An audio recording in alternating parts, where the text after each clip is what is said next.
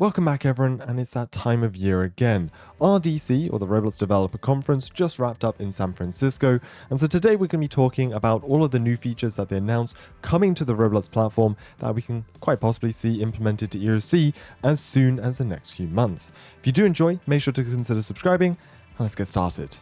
We're going to start off with the Roblox Innovation Awards, which were last night, or I guess this morning for me, 3 a.m. in the morning. As some of you may know, ERLC right here was nominated for the best simulation experience. Unfortunately, its competition was Grow a Garden, and I think we can pretty easily guess who won that competition. Yeah, Grow a Garden. But I guess at least ERLC was nominated. Also, some of you realize that Sean was on stage presenting some of the other awards, so yeah, I guess cool to see him again. Now, with the Innovation Awards out of the way, let's get into talking about the new features coming to Roblox, because there was a decent amount, and especially quite a few features that will impact ERLC and other roleplay games directly. A lot at the beginning of the presentation was talking about AI generation, nothing really we're too interested in. There's also makeup coming, so for those of you interested in adding makeup to your avatar, then well, I guess Christmas came early for you, but that's not really what we're too focused on. There's also a lot of dev side stuff, more data stores, activity tracking. But again, we kind of just in this video want to talk specifically about features that will affect the players of ERLC, us playing the game essentially. So we're going to skip past all of that. There are plenty of videos detailing all of the development side of things and everything that is coming to Roblox. But yeah, let's just talk specifically about features that will affect our experience in game. There's a lot of talk, as there usually is, about optimization, both for meshes, terrain, etc. Now, I'll talk about terrain in a bit because there's a load of other stuff I want to discuss about that. But overall, as there usually is at RDC, they have been announcing more improvements to the platform, better optimization, more methods that developers can optimize their games, make loading faster, and allow the games to be played on lower-end devices. I can't guarantee there will be massive jumps forwards in terms of performance, especially on lower-end devices, but I guess it's always good for optimization improvements, and hopefully, with the developers working on their own optimization, we should start to see improvements altogether. Now moving on to terrain, and this is probably one of my favorite things to come out of RDC, and let me explain why. So the current largest terrain you can fit in a game is roughly 4 by 4 kilometers squared, which is around 16,000 studs, and Roblox's eventual goal is to remove that cap.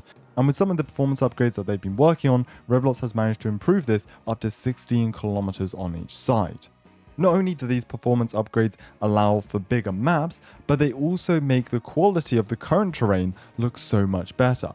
Because as we all know, the further you go away from hills, mountains, or any part of terrain, it will start to load out and it will get lower and lower quality very quickly. And you can see up here is the before. You can definitely see all the triangles there. This mountain looks very jagged at the top, and then take a look at the after down here, and it looks very good from afar.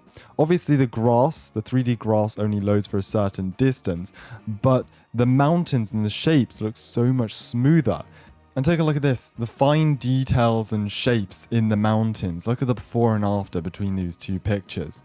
Massive steps in improvement. And the reason I'm so excited about terrain is because currently if you go to Hydro Park and you look out, well, it looks very dead. The map, you can only really see the terrain loaded in, not even to the edge of Hydro Park. Even standing at the bottom of Hydro Park, looking up to the top, the cabins don't load in. None of the terrain up there loads in. So I really do hope that with all these terrain improvements, with all the building performance improvements and everything like that, that we will actually be able to see more of the map. And it just looks so much better. It looks better for photos, videos, even just in roleplay, being able to see down what's going on the highway from up in Hydro Park. And being able to see the city, it would look so good. So yeah, that's one thing I'm really excited for.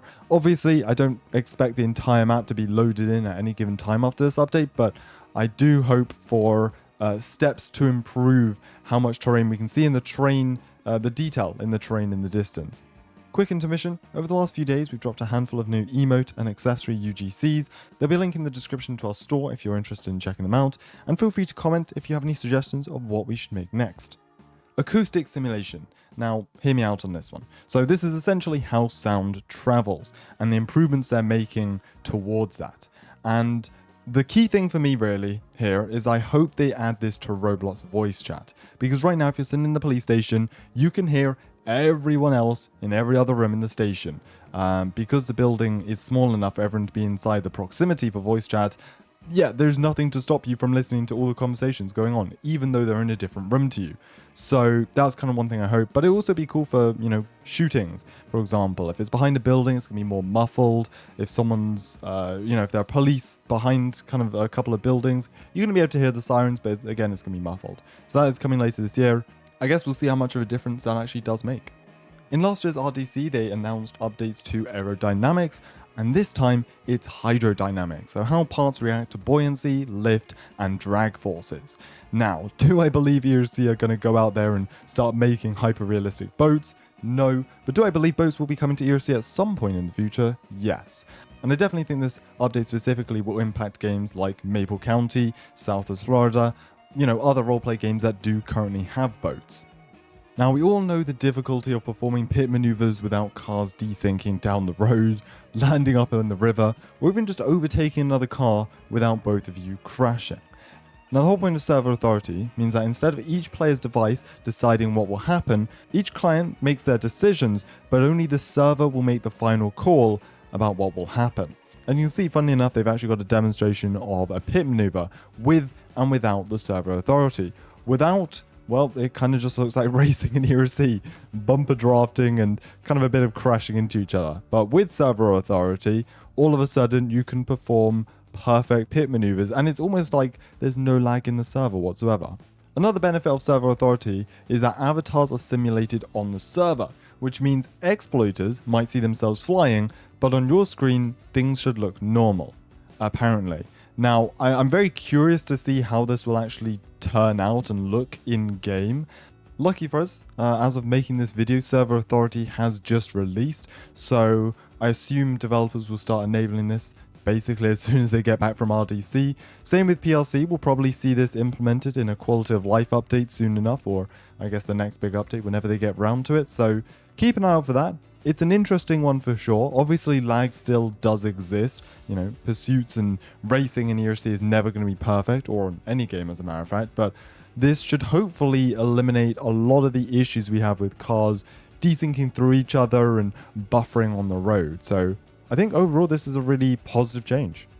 So I think that summarizes RDC 2025 pretty nicely, and all the features that we can possibly expect to see coming to ERLC in upcoming updates. So very excited for that.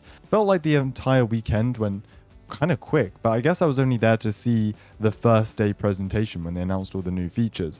The Innovation Awards were at 3 AM for me, I think, so yeah, I wasn't there to see that. But either way, thank you for watching. Please do consider subscribing if you did enjoy, and let me know in the comments what you're most excited for going forwards.